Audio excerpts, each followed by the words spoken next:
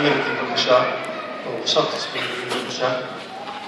אני מראש מבקש סליחה כבכל שנה. מבקש סליחה מההורים, מהסבים והסבתות, כי באתי לברך את הילדים.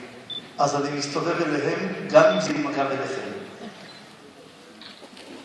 ברשות מנהל בית הספר, רב בית הספר בהווה, רב בית הספר בעבר, צוות המחנכות, הנהגת ההורים ואתם ילדים, שאני רוצה רק להגיד לכם דבר אחד קטן. אתם יודעים, כשהייתי בכיתה א', גם אני קיבלתי סידור. והסידור הזה הוא מאוד מיוחד עד היום בעיניי. אתם יודעים מה כל כך מיוחד עד היום הסידור הזה? לפעמים אני מתפלל בלי סידור, היום אני מתפלל לפעמים בלי סידור, ואז אני עוצם את העיניים. וכשאני עוצם את העיניים, אני מנסה לחשוב, ואני חושב על מילות התפילה. ברוך אתה השם, אני חושב על המילים של התפילה. ואז אני רואה, בדמיון שלי, אני רואה את המילים של התפילה.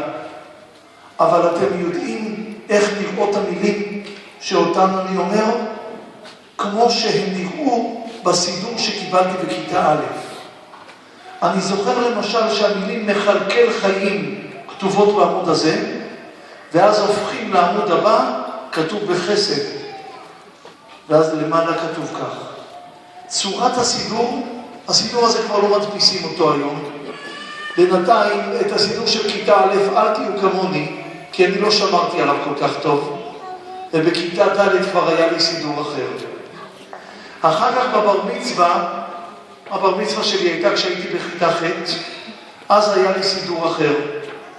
יש לי סידור, כל פעם סידור אחר, זה אותו תוכן אבל ההדפסה שונה. מכל הסידורים שהיו לי, הסידור שאני רואה מול העיניים את הצורה של האותיות שלו, את הצורה של המילים ואת הצורה של העימוד, איך נראה עמוד, זה רק הסידור שקיבלתי בכיתה א'.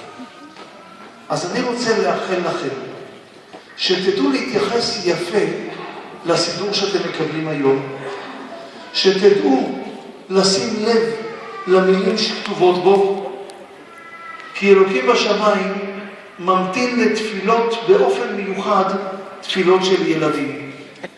הוא מחכה לתפילה שלכם, והוא רוצה לתת לכולנו בשורות טובות. אז אני מתפלל עבורכם, שתמיד תתפללו בכוונת הלב, תשימו לב למילים של הסידור, ותשמרו טוב את הסידור שתקבלו היום בבית הספר.